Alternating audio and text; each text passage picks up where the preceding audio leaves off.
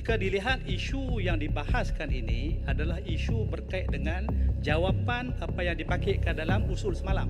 Sebarang perbahasan yang telah pun diputuskan, maka selesailah.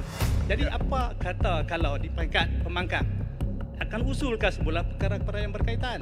Sekarang Menteri sedang menerangkan apa kaitan. Melayu mudah. Melayu mudah. Inilah berita yang terakhir. Askar Jepun telah mendarat di Kota Baru.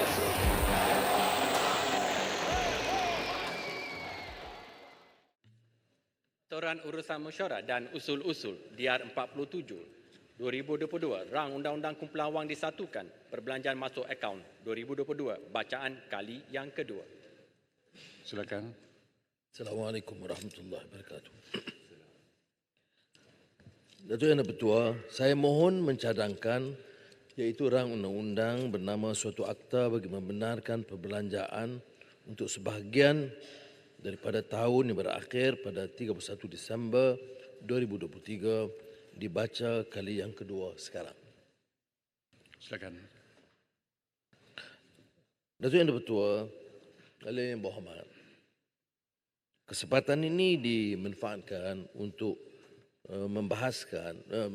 membentangkan rang undang-undang yang terkait dengan emolumen atau gaji yang mesti diselesaikan pada bulan Januari dan juga beberapa pertimbangan komitmen seperti kontrak yang sedang berjalan ataupun hutang yang harus dibayar. Ia tidak melibatkan projek-projek baru kerana ini akan dapat dibahaskan oleh Yang Berhormat setelah Parlimen dirasmikan oleh Yang di-Pertuan Agong dan belanjawan baru dibentangkan yang ikut jadualnya akhir Februari atau awal Mac.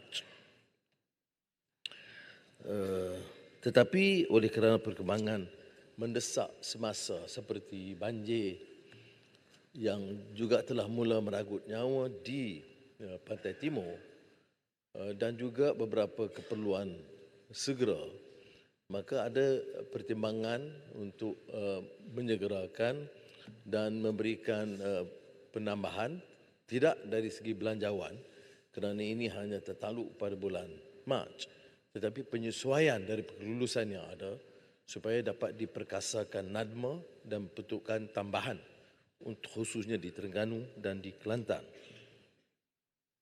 Dan saya bercadang untuk segera ke sana untuk memantau dan membantu apa-apa yang dirasakan mendesak.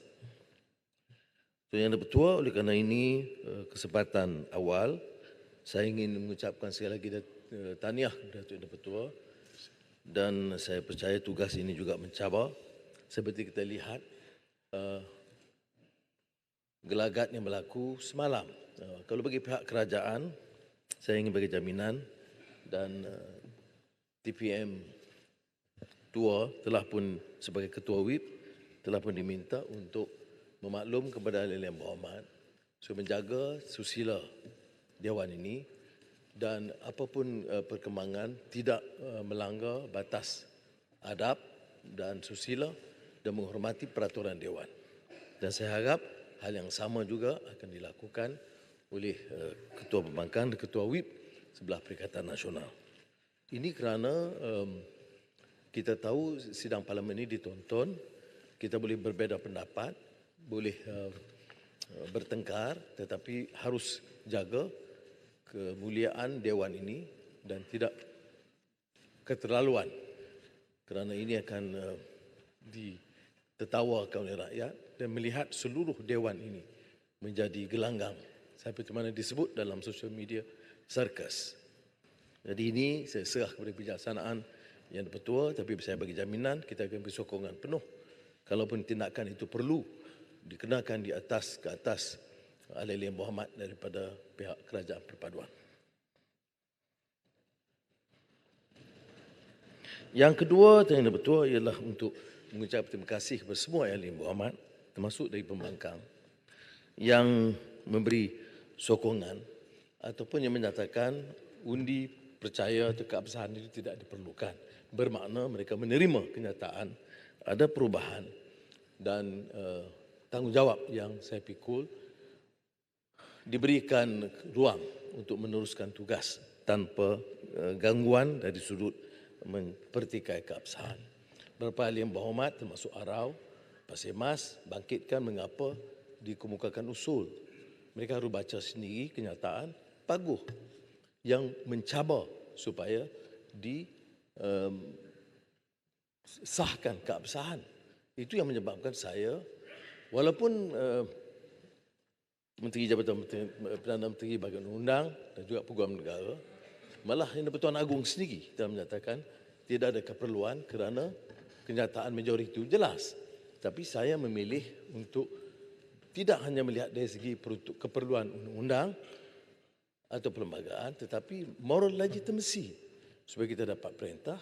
Dan seperti mana disebut oleh Titi Wangsa, kita ada ruang untuk menumpukan perhatian setelah ada kestabilan politik, ada keabsahan, menumpukan perhatian untuk menjana pertumbuhan ekonomi yang lebih meyakinkan.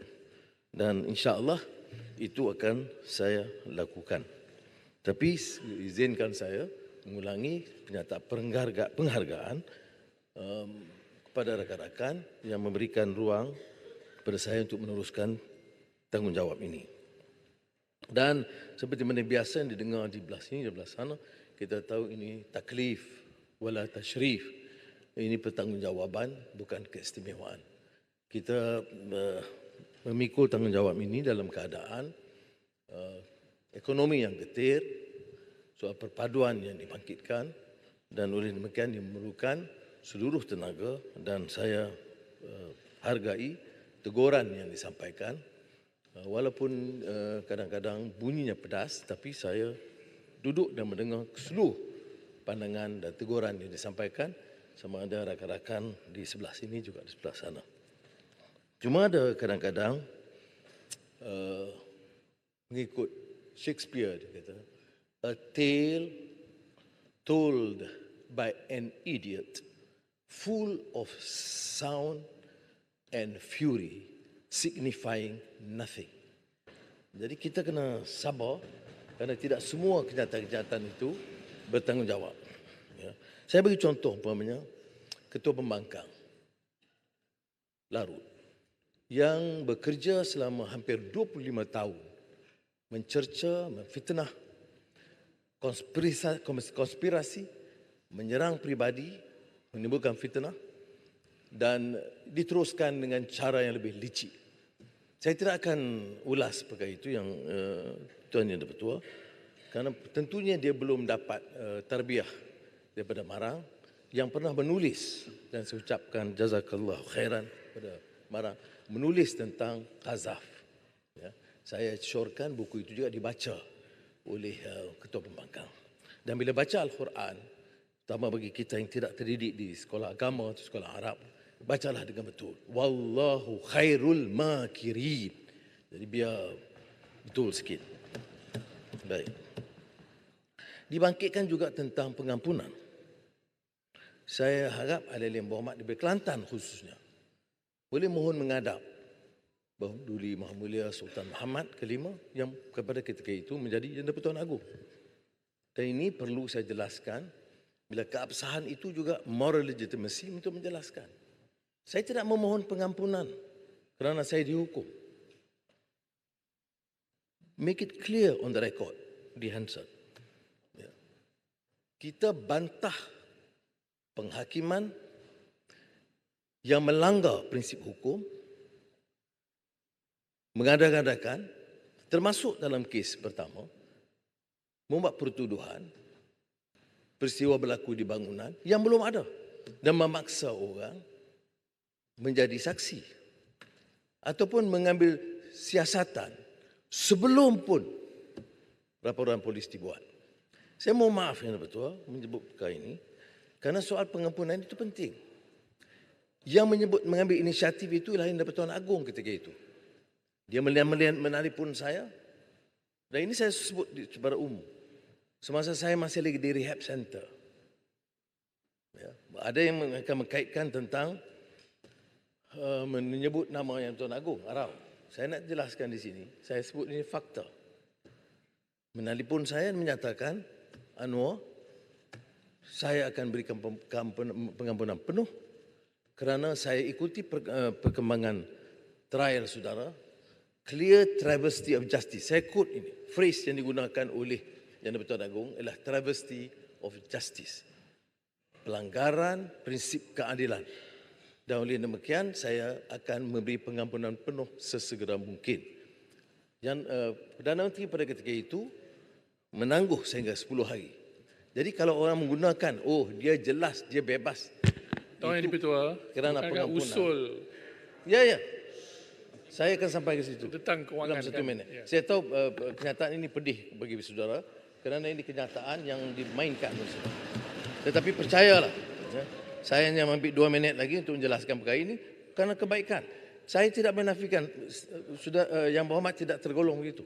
Tapi rakan-rakan saya terutama senior dalam PAS begitu berjasa kerana mereka turun ke bawah menerangkan prinsip ini. Tidak Yang Berhormat yang lain, ya, ramai. Dan saya tidak pernah menafikan sumbangan khidmat mereka yang tidak melayani fitnah dan menganggap ini konspirasi yang juga melibatkan Larut. Jadi itulah sebabnya maka pengampunan dibuat. Yang di-Pertua, kita ada perbezaan jalur politik, tentunya. Dan pembentukan kerajaan perpaduan ini juga menimbulkan sedikit pertikaian. Tetapi sudah dilakukan keabsahan. Kota Baru pertikaian soal Dombor. Yang di-Pertua tahu Convention Parlimen, usul daripada kerajaan. Kalau tidak disetujui, dibangkang dengan suara. Itu tidak berlaku. Kalau belum puas hati, diminta belah bagi. Itu juga tidak berlaku. Jadi kita move on lah. Jadi saya ucap terima kasih kerana ramai yang mengatakan move on. Dan saya tidak berhajat sama sekali Kota Baru untuk bangkitkan lagi isu ini. Saya nak tumpu perhatian, betulkan kepincangan dalam pentadbiran dan pengurusan kerajaan, elakkan daripada penyalahgunaan kuasa dan rasuah, dan supaya hoi hoi ya hoi itu bukan saja melibatkan orang di sini tetapi juga di sana. Kerana di sana juga pernah menjadi menteri, pernah jadi perdana menteri dan pernah meluluskan kontrak-kontrak kepada anak menantu mereka. Saya tidak mau pilih kasih. Permintaan saya kepada agensi penguatkuasaan termasuk SPRM, boleh tanya Ketua SPRM, Peguam Negara dan pihak PDRM. Saya kata, saudara, you are dealing with the new Prime Minister. I mean what I say. Saya nak bersihkan negara ini daripada rasuah dan penyalahgunaan kuasa. Dalam isu usul ini, tumpuan kita dengan kestabilan politik yang dikatakan umpamanya tidak ada yang dilakukan dalam beberapa minggu ini semata-mata kenyataan politik. Saya nak beritahu bahawa pertamanya isu yang dibangkitkan untuk keabsahan ini adalah untuk memungkinkan kita memperoleh keyakinan dan mengurus ekonomi. Tapi untuk itu, kerana dipertikaikan soal sama ada kita tetap pertahankan prinsip perlembagaan, soal Islam, agama persekutuan dan penghayatannya, agama bahasa Melayu sebagai bahasa kebangsaan, dengan pengecualian beberapa peruntukan untuk Sarawak yang memberikan ruang untuk bahasa Inggeris mengikut perjanjian MA 63, hak kesemuanya orang Melayu dan Bumiputera, dan kedudukan dan kedaulatan Raja-Raja Melayu. Hal itu saya ingin tegaskan tidak mungkin dipertikaikan oleh kerajaan perpaduan ini. Bedanya ialah usaha saya untuk memberi jaminan kepada semua rakyat, golongan minoriti, golongan yang terpinggir, golongan di pedalaman, bahawa setiap rakyat dan warga negara ini akan dipertahankan hak mereka sebagai warga negara. Keduanya melibatkan institusi. Orang tidak melabur. Sebab apa? Sebab dia tidak yakin badan kehakiman atau penguasaan itu telus dan bebas. Mengapa dalam litigation, kes-kes melibatkan syarikat-syarikat besar selama ini, mereka pergi ke Singapura dan sebelumnya di Hong Kong dan tidak di mahkamah-mahkamah kita. Dari sebab itu, saya sampaikan kepada Ketua Hakim Negara, selaku Perdana Menteri, saya tidak akan campur urusan badan kehakiman dan mereka jalankan dengan bebas dan telus dan mereka bertanggungjawab sepenuhnya kepada perlembagaan dan rakyat dan akhirnya Allah Subhanahu Wa Taala sekiranya mereka mengadakan apa-apa tindakan yang melanggar tersebut. Yang ketiga yang kita tumpukan adalah soal menangani isu kos sara hidup. Kita boleh bicara di sini dengan allowance yang ditetapkan. Tetapi percayalah, umumnya negara kita, terutama orang Melayu dan Bumiputera, masih dalam kategori miskin. Di semenanjung tanah Melayu, majoriti besar masih orang miskin. Walaupun kita bicara dengan hebat dan berdegar-degar tentang ketuhanan Melayu dan kemuliaan bangsa dengan pelbagai dasar. Tetapi setelah lebih 6 dekad merdeka, majoriti orang Melayu miskin. Dari para rakan-rakan saya yang pelbagai kaum dan agama, saya menyatakan bahawa pentadbiran ini tidak akan tolak unsur untuk pertahankan kepentingan majoriti yang kebetulan adalah orang Melayu dan Bumiputera, Sabah dan Sarawak. Cuma orang-orang yang terpinggir dan miskin, sama ada orang asli atau masyarakat India, di semenanjung tanah Melayu ini majoriti yang paling miskin adalah Melayu. Tapi di kalangan orang asli dan masyarakat India adalah di kalangan termiskin yang tercatat. Dan saya akan lakukan segala dalam upaya saya memastikan semua yang terlibat itu akan dibantu. Nah, kalau ini dibangkitkan, maka tumpuan kita adalah yang keempat, memacu pertumbuhan ekonomi negara. Kita ada umpamanya kajian keupayaan persaingan negara di antara negara. Dan kita lihat umpamanya kadar kecepatan dan kebersanan pendaftaran syarikat dan urusan perniagaan masih ketinggalan. Indonesia yang dulunya belajar dari kita dalam beberapa aspek, sekarang telah mengatasi kita. Kita terlalu banyak tumpuan dalam urusan politik dan menghebahkan kejayaan kita, tetapi kenyataannya itu bertentangan dengan fakta yang ada.